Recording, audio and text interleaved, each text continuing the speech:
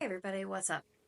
If you're someone that thinks you have to spend forever on a healing journey in order to manifest or to be a good manifester, this video is for you, so stick around. My name is Alina. I'm a spiritual life coach and a manifestation coach and a Reiki master. Okay, so there seems to be a belief in the manifestation community that you have to spend forever on a healing journey and you have to do shadow work and you have to confront your demons and you have to find all your limiting beliefs and all this.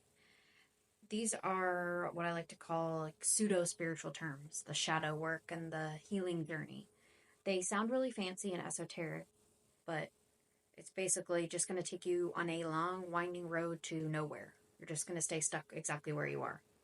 So it's not true that you have to do all of these things before you can manifest or before you can be a really fast manifester. It's just simply not true. The healing journey and the shadow work and all these things and the limiting beliefs, these are things that are going to come about organically anyway as part of your human experience. You don't need to go digging around, poking around for these things or put your manifestations on hold in order to go work on these things. It's not true. These things are going to happen naturally as you navigate this course and as you work on manifesting. So that would not be my advice to go to stop what you're doing and go work on that. Or people will tell you that you have to stop first and work on your self concept before you can do any manifesting. Now, self concept is very important. It's probably the most important part of this because if you believe that you're a failure, if you believe that you can't manifest, if you believe that you're someone that's never found love or never had abundance or these things, it does make it that much harder for you to get there. But that doesn't mean you have to put everything on pause and go work on that and go dig through everything and do journaling and whatever it is. It's something that can be done along with your path of manifesting. So, my point being, these things will come about, like I said, especially if you're meditating every day, that would be my number one piece of advice. I've said it before, I'm gonna say it again and say it again and say it again. And I know that nobody wants to hear that because nobody thinks that they can meditate. Everybody thinks, well, my brain is I got monkey brain, it goes all over the place. My brain does that too, and I've been able to learn how to meditate. The other thing is, meditation doesn't have to be you sitting in quiet for an hour and not having any thoughts. It could be a walking meditation. You get to have your headphones in. You could be going on a nature walk. You could be doing something quiet, anything to quiet your mind. It can be meditation. And you can slowly work your way. If you desire to become really good at meditating, then start with like 10 minutes. Know that your mind is going to wander 10,000 times. You're going to have to keep redirecting it. And that's completely normal. That is to be expected. Each time you do it, it's going to get a little bit easier, a little bit easier, a little bit easier. So be patient with the process if that's something that you want to do. But regardless, quieting your mind every day is something that is important. I have found that while I do that, while I'm also doing affirmations, subliminal, scripting, whatever your chosen technique or a combination of those, while doing those things and meditating, limiting beliefs naturally come to me. And they come in a very soft and loving and non judgmental way. It's never like, oh my God, what an idiot. I've been doing it this way this whole time. It never feels that way. When it's coming from your higher self, it's always very natural, subtle, and you just get these little nudges. And then you start becoming aware of maybe how some previous thought patterns might have slowed you down. But you don't have to stop what you're doing in order to go tend to those or to deprogram yourself. It's not true. It will organically happen. So my first advice would be to meditate daily in some form, whatever that looks like for you. My second piece of advice would be look at someone that has what you want or what you're trying to manifest and think about what skills might they have that I could acquire that would help me to embody that identity of the person that has it.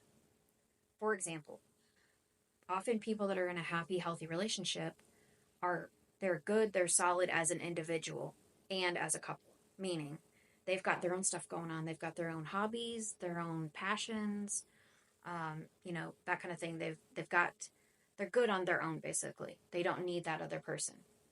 So that doesn't mean that you have to go and heal yourself first before you can be in a relationship. Again, It could look like you signing up for a class or starting to go to the gym or, yeah, starting a new hobby and getting really passionate about that because that's going to put you in the best vibration possible to attract that soulmate. And when you're good on your own and you're doing your own thing, that sends a powerful signal out to the universe and it will attract that love interest. So, maybe start going to the gym. Maybe you you find a new hobby online or you learn how to do something and you get really into it and you get really excited about it, or it's something that fuels you, it fills your bucket and makes you really happy. It it does kind of two things. One, it distracts you, gets you off of the manifestation, the love interest, which is always good. Whenever you have that detachment, that distraction, it gets you away from maybe some resistance that you might have. It just speeds everything up. And then when you're so happy doing that, you're not even going to realize. And then you may find yourself, put in a situation where you meet someone that way. And it was like, oh, I didn't think it was going to happen that way. And that's usually how that works. So it sends out a powerful signal like, oh, she's good or he's good. They're working on themselves. They're really enjoying themselves. And it also gets you detached and not in that resistant state. So one, meditation. Two, work on yourself, acquire skills that would be important. Like, say you want to own a business, look at someone that owns a successful business, or you want to be very abundant, look at someone that's abundant. What kind of skills do they have? Are they emotionally all over the place? Do they just crumble anytime the big bill comes up or any kind of a problem comes up in their business? Or are they pretty consistently chill and like feeling like they're in charge and then it's no problem? So that's something you might think that you want a big pile of money, but are you prepared for that big pile of money? Like if it came in, would you know what to do with it? Would you be afraid? Would you be, afraid that it's going to leave you? So that kind of thing. So maybe you want to learn some money management skills. And while you're doing that, while you're putting your focus on acquiring these skills to become that person, you're just speeding everything up because then the universe knows like that you're ready. You're ready for your manifestation.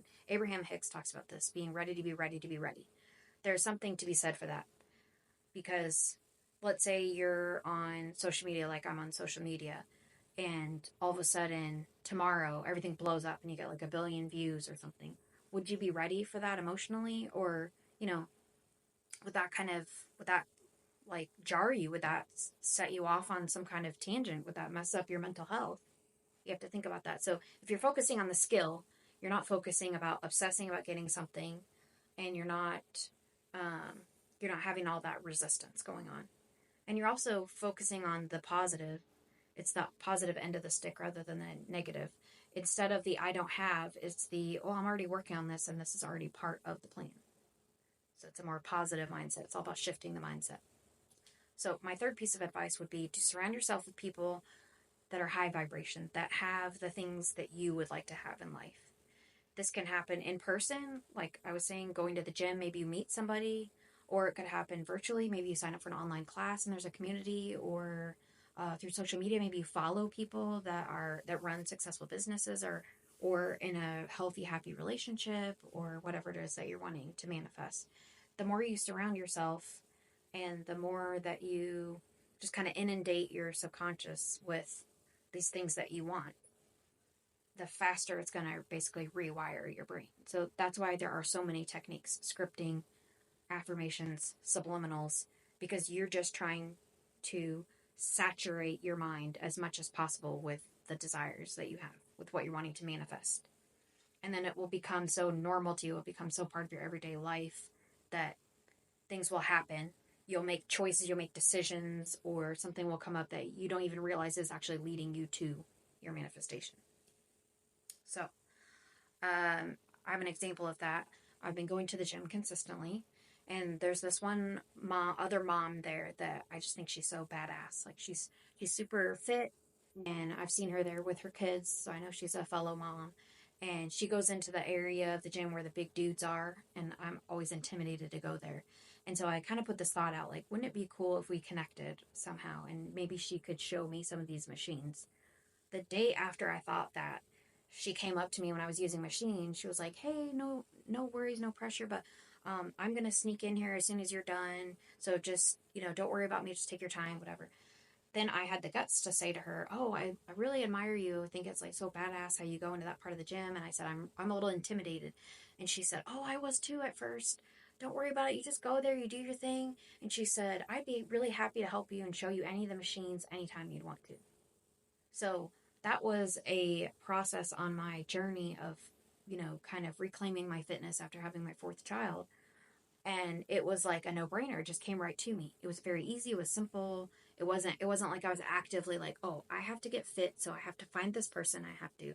It happens and you don't realize it's happening until you look back. Okay? So, you do not need to go on some long, winding healing journey that is just going to keep you stuck where you are. You can speed through it using some of my tips.